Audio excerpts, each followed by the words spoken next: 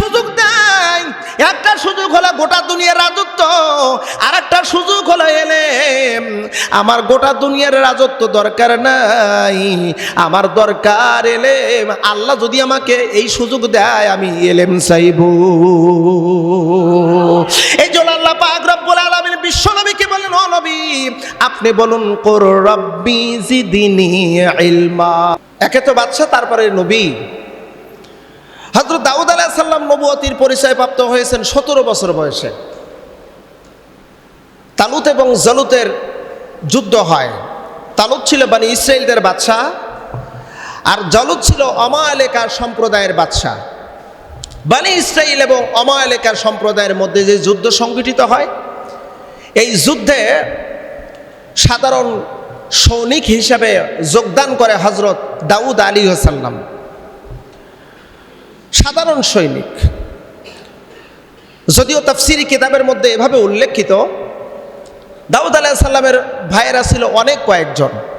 ভিন্ন ভিন্ন রায়াত আছে, কেউ বলছে 7 ভাই ছিল, কেউ বলছে 11 ভাই ছিল, কেউ বলছে 13 ভাই ছিল। সবগুলো ভাই তলুতের যেই যুদ্ধের আহ্বান ডাক দিয়েছে, সেই আহ্বানে সাড়া দিয়ে সবগুলো ভাই তালিকাভুক্ত হয়েছে, তলুতের সাথে যুদ্ধ যাবে, অমালেকার বিরুদ্ধে যুদ্ধ করবে। দাউদ আলাইহিস সালামকে নেন নাই। দাউদ আলাইহিস সালামের বয়স তখন 17 বছর। তার বিশাল ছাগলের পাল ছিল, ভেড়ার পাল ছিল, এগুলো মাঠে চড়াতো। বাড়িতে আসছে, বাবা মা বলছে, বাবা তোমার ভাইয়েরা যুদ্ধের ময়দানে গেছে,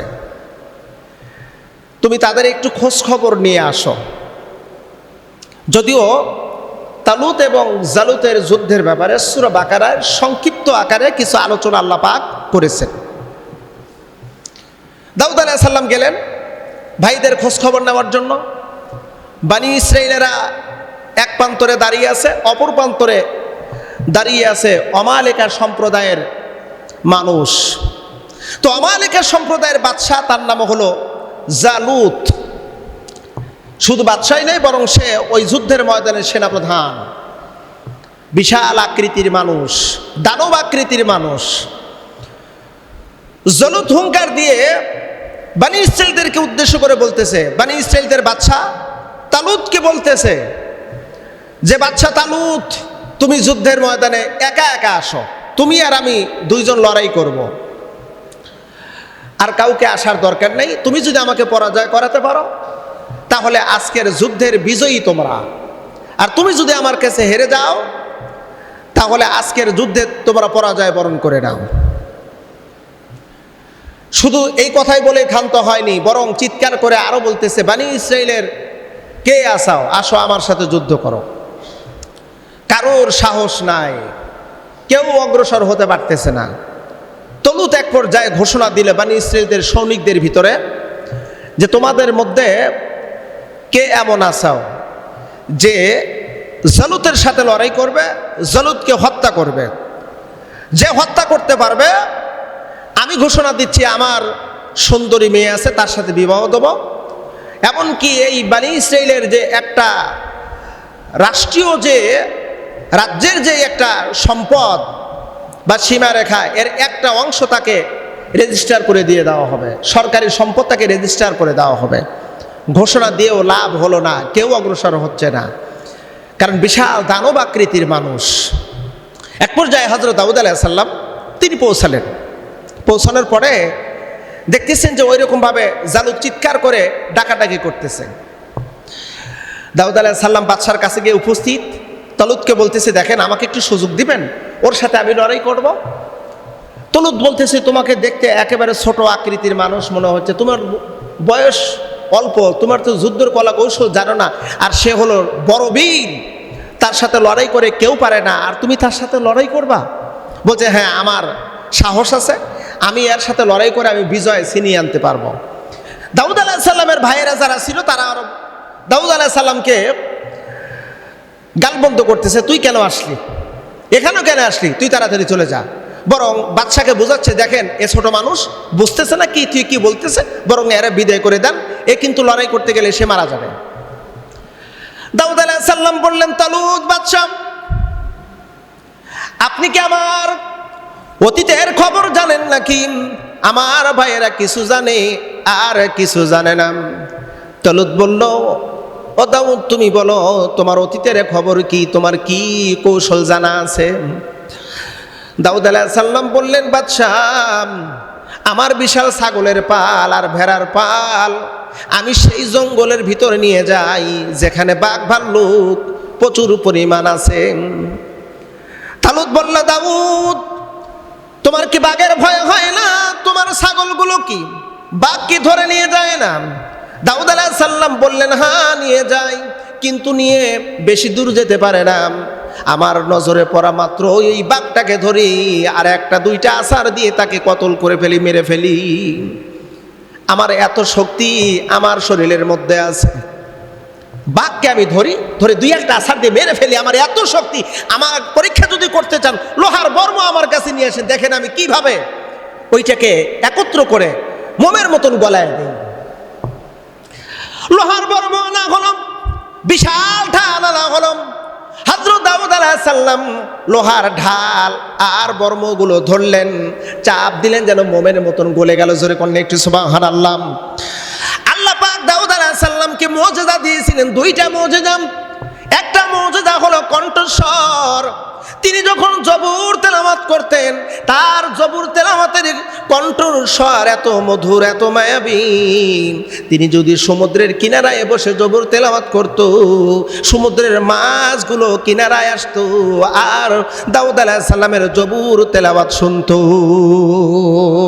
আকাশ দিয়ে পাখি উড়ে যাইতো, তেলাওয়াত শোনা মাত্রই থমকে থমকে নীরবতা পালন করে দাউদ আলাইহিস সালামের কণ্ঠের জবুর তেলাওয়াত শুনতো।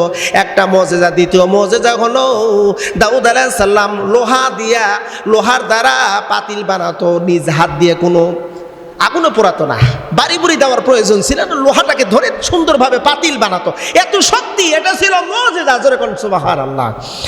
তালুত যদিও তিনি একজন বাদশা, কিন্তু নবী নন, তিনি একজন পরহেজগার ব্যক্তি ছিলেন।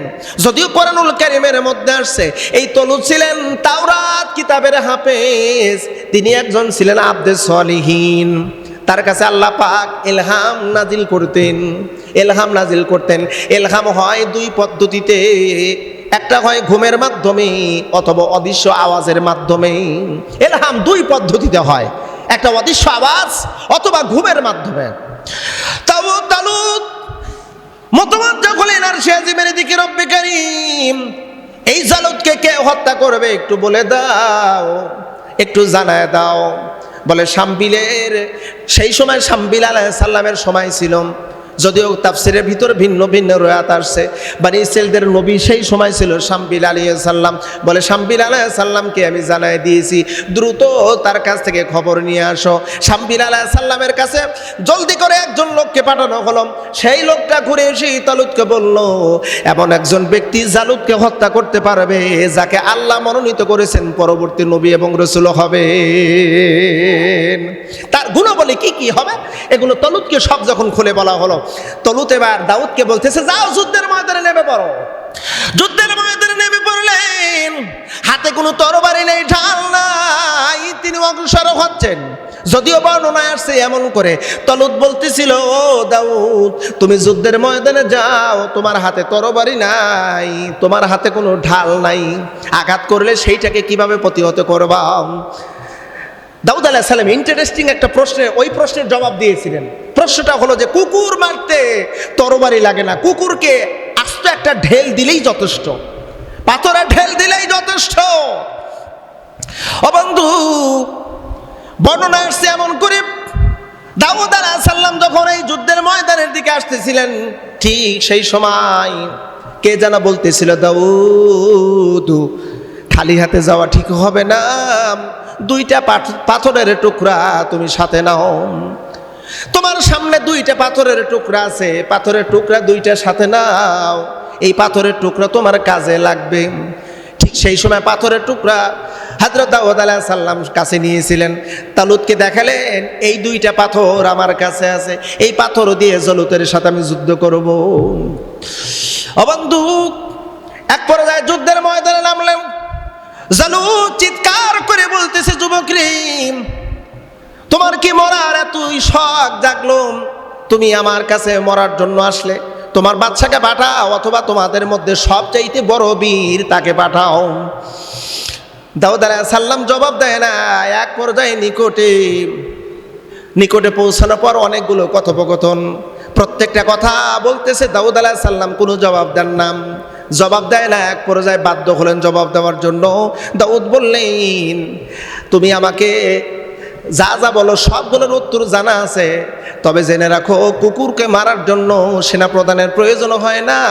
সেনাপ্রধানের সামান্য একজন ক্ষুদ্রতম খাদেমই যথেষ্ট। জোরে বলুন একটু সুবহানাল্লাহ।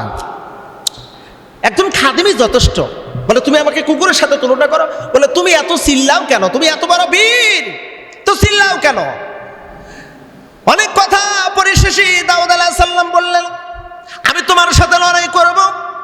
ঠিক আছে, প্রস্তুত হও, আক্রমণ করো। দাউদ আলাইহিস সালাম বললেন, আমি আক্রমণ করব না, আক্রমণ করো তুমি। বলে তোমার হাতে ঢাল নাই, তরবারি নাই? বলে আমার ঢাল লাগবে না, তরবারি লাগবে না, আমার ছোট্ট দুইটা পাথর দিয়ে আমি তোমার সাথে মোকাবেলা করব। জালুত দীর্ঘ সময় কৌশল করে দাউদ আলাইহিস সালাম কি আঘাত করতেছে, বারবার প্রত্যেকটা আঘাত মিস্টেক। একটা আঘাত শরীরে লাগে না, বড় ক্লান্ত হয়ে গেছে। দাউদ আলাইহিস সালাম পাথর হাতে নিলেন, আর পাথর দিয়ে একটা ঢেল দিল, জালুতের কপালে লাগলো, ছিটকে পড়ে গেছে। এক পাথরের আঘাতে এই জালুত জাহান্নামী হয়ে গেছে। জোরে কন্যা একটু সুবহানাল্লাহ। আল্লাহ পাকের কৌশল আছে না নাই? আল্লাহ পাক বলেছেন, মাকারু ওয়া মাকারাল্লাহ, আল্লাহু খায়রুল মাকিরিন। আল্লাহ পাক বলেন, তোমরা পৃথিবীর মানুষও কৌশল অবলম্বন করে, আল্লাহও কৌশল অবলম্বন করে, তবে আল্লাহর কৌশল হলো সর্বোত্তম কৌশল। জোরে বলবেন না একটু সুবহানাল্লাহ। আমরা দেখেছি পৃথিবীর পরাশক্তি, বড় বড় শক্তিধর মানুষগুলো সামান্য তুচ্ছ, সামান্য ক্ষুদ্র থেকে ক্ষুদ্রতম বস্তুর কাছে পরাজিত হয়েছে, ধ্বংস হয়ে গেছে। আমরা ইতিহাস পড়েছি, ইতিহাস জেনেছি। ফেরাউন ধ্বংস হলো লোহিত সাগরে। নমরুদ বিশাল ক্ষমতাধর ব্যক্তি, সামান্য ক্ষুদ্র ল্যাংড়া মশার কাছে ধ্বংস হলো। আমরা তো চোখের সামনে দেখেছি, কত কিছুই না দেখলাম। বিশাল ক্ষমতাধর, তারাও ধ্বংস হয়েছে। এটা হলো আল্লাহ পাকের কৌশল। আল্লাহ পাক বিশাল বিশাল কিছু ধ্বংস করেন ক্ষুদ্রতম বস্তুর মাধ্যমে। ও বন্ধু, দাউদ আলাইহিস সালাম তিনি এবার পরবর্তীতে অনেক লম্বা চওড়া কথা, তালুতের মেয়ে কি বিবাহ করলেন। পর্যায়ক্রমে দাউদ আলাইহিস সালামের 4 জন স্ত্রী ছিল। 4 জন স্ত্রীর মাধ্যমে 19টা সন্তান আল্লাহ পাক দান করলেন। এর মধ্যে সবচাইতে কনিষ্ঠ হযরত সুলাইমান আলাইহিস সালাম, বয়স মাত্র 12 বছর, মতান্তরে 13 বছর। কত বড় বিচক্ষণ ব্যক্তি ছিলেন, কত বড় বিচক্ষণ ছোট্ট বালক। বাবা এত বড় বাদশা, বাবার সম্পদ অর্থাৎ এই রাষ্ট্রীয় সম্পদ থেকে 1 টাকাও কখনো কোনো সময় কোনো মতে এই সম্পদ তিনি ব্যবহার করতেন না, বরং নিজ হাত দিয়ে সুতার মাধ্যমে টুপি আর গেঞ্জি বানায় সেইটা বাজারে বিক্রয় করত এই ছোট্ট বালক সুলাইমান আলাইহিস সালাম। বাবা বাদশাহ আর সন্তান টুপি বানাতো, গেঞ্জি বানাতো, বাজারে বিক্রয় করত। লোকজন বলা বলি করত, ও বালক সুলাইমান, তোমার বাবা হলো বাদশাহ, আর তুমি এই সামান্য ক্ষুদ্র কাজ করো, বাজারে বিক্রয় করো, তোমার বাবার ইজ্জত তো নষ্ট হয়ে যায়। তোমার তো সম্পদের অভাব নাই, তুমি কেন টুপি আর গেঞ্জি বানায়া বাজারে বিক্রয় করো? ছোট্ট বালক জবাব দিত, আপনারা যেই সম্পদের কথা বলেন, ওই সম্পদের মালিক তো আমার আব্বাই না। আমি কেমনে সম্পদ ব্যবহার করব? আমার নিজের ব্যক্তিগত কিছু প্রয়োজন হয়, যার কারণে টুপি আর গেঞ্জি বিক্রয় করে ওই আমার চাহিদাটা আমি নিজে পূরণ করি। জোরে বলা যাবে সুবহানাল্লাহ। আমাদের দেশে আমাদের অবস্থা কেমন? বাপ যদি একবার চেয়ারম্যান হয়, বাপ চেয়ারম্যান না, ছেলেই বড় চেয়ারম্যান। বাপ যদি এমপি হয়, একজন এমপি যদি হয়, এমপির ছেলে এমপি, জামাই এমপি, ভাইস্তে এমপি, মানে ওর 14 গোষ্ঠী যারা আছে সবাই এমপি। অবশ্যই এটা মনে হয় বাস্তবতার সাথে মিল নেই, কথা বলেন। আহারে, সরকারি সম্পদগুলোকে আমরা নিজের মতো করে ব্যবহার করি, অথচ আল্লাহ পাক বলছে, বান্দা তুমি তো সরকারি সম্পদের রাখাল, কুল্লুকুম রাঈন ওয়া কুল্লুকুম মাসউলুন আর রায়াতিহি। আল্লাহ পাক বলেন তুমি রাখাল, রাখালের কাজ হলো তত্ত্বাবধান করা, রাখালের কাজ কখনোই নয় আত্মসাৎ করা। ও বন্ধু, ভালো করে শুনে রাখেন, এই সম্পদের ভিতরে এতিমের সম্পদ আছে, এই সম্পদের ভিতরে মিসকিনের সম্পদ আছে, অসহায় মানুষের সম্পদ আছে। আপনার সরকারি সম্পদ যদি খান, আল্লাহ পাক বলেন ইয়াকুলুনা ফি বুতুনিহিম ইল্লান নার। এ বান্দা, তুই যখন সরকারি সম্পদ খাইলি, তোর পেটের ভিতরে আগুন ছাড়া আর কিচ্ছু নাই, পেটের ভিতরে শুধু আগুন। সরকারি সম্পদ খাইতে হলে চিন্তা ভাবনা করে খাইও, জবাব দেওয়ার মতন সুযোগ আছে কিনা একটা চিন্তা ভাবনা করা দরকার। সুলাইমান আলাইহিস সালাম একদিন টুপি আর গেঞ্জি নিয়ে বাজারে যায়। একজন ব্যক্তি সামনে দাঁড়ায় গেল, অচেনা অজানা কিন্তু খুব সুন্দর সুশ্রী পুরুষ। দাঁড়াইলো, দাঁড়ায় বললেন, এ বালক সুলাইমান দাঁড়াও, তোমার সাথে কথা আছে। সুলাইমান আলাইহিস সালাম বিনয়ের সাথে বলেন, মুরব্বী বলেন কি আপনি বলতে চান? এ বালক সুলাইমান, তোমার হাতে কি? হাতে টুপি গেঞ্জি, এগুলো নিয়ে কোথায় যাও? এগুলো নিয়ে যাই বাজারে বিক্রয় করার জন্য। এবার ওই আগন্তুক বলতেছে, বালক রে, আমি যতটুকু জানি তুমি একজন বাদশার ছেলে, তোমার সম্পদের তো অভাব নাই, তুমি কেন টুপি গেঞ্জি বিক্রয় করে খাও? একই জবাব। সম্পদ আমার বাপের, বাদশা হতে পারে, কিন্তু সম্পদের মালিক আমার আব্বাও না, আমিও না, আমার ব্যক্তিগত প্রয়োজন, তাই আমি বাজারে নিয়ে যাচ্ছি বিক্রয় করে। আগন্তুক বলল, মনে হয় না না, তোমার সম্পদের প্রতি বেশি লোভ আছে, টাকার প্রতি বেশি লোভ আছে, যার কারণে তুমি এগুলো বিক্রয় করে খাও, বিক্রয় করো। সুলাইমান আলাইহিস সালাম মুস্কি এসে বললেন, আমার কোনো লোভ নাই, আমার যতটুকু প্রয়োজন এইটা বিক্রয় করলে আমার চাহিদা পূর্ণ হয়ে যায়। আগন্তুক বলল, বুঝতে পেরেছি বালক রে, এই মুহূর্তে যদি আল্লাহ সুবহানাহু ওয়া তাআলা তোমাকে দুইটা সুযোগ দেয়, তুমি কোন সুযোগ গ্রহণ করবা? একটা সুযোগ হলো গোটা দুনিয়ার বাদশাহী, গোটা দুনিয়ার বাদশাহী তোমাকে দেওয়া হবে আল্লাহ যদি তোমাকে দিতে চায়। আর দ্বিতীয় নম্বর সুযোগ হলো আল্লাহ যদি তোমাকে ইলম দিতে চায়, তুমি কোনটা নিবা? ইলম নিবা নাকি বাদশাহী নিবা? গোটা দুনিয়ার রাজত্ব নিবা নাকি ইলম নিবা? প্রশ্ন, বিশাল প্রশ্ন, বিশাল অফার, বিশাল সুযোগ। আচ্ছা, আমাদেরকে এরকম প্রশ্ন যদি অফার এবং সুযোগ যদি দেওয়া হয় যে আপনাকে মন্ত্রিত্ব দেওয়া হবে, আপনাকে এমপি পদ দেওয়া হবে, আপনি এমপি পদ নেবেন নাকি আপনি একজন বিশাল মাপের একজন আলেম হবেন, আপনাকে এলেম দেওয়া হবে, আপনি কোনটা নেবেন?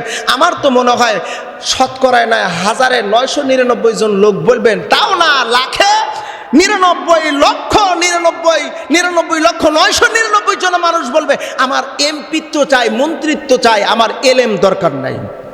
কথা বলেন, বলবে না? বলবে না ভাই? বলবে আমার সম্পদ দরকার। ছোট্ট বালক ডাক দিয়ে বলুন, আগন্তুক, আল্লাহ যদি এমন দুইটা সুযোগ দেয়, একটা সুযোগ হলো গোটা দুনিয়ার রাজত্ব, আর একটা সুযোগ হলো এলেম।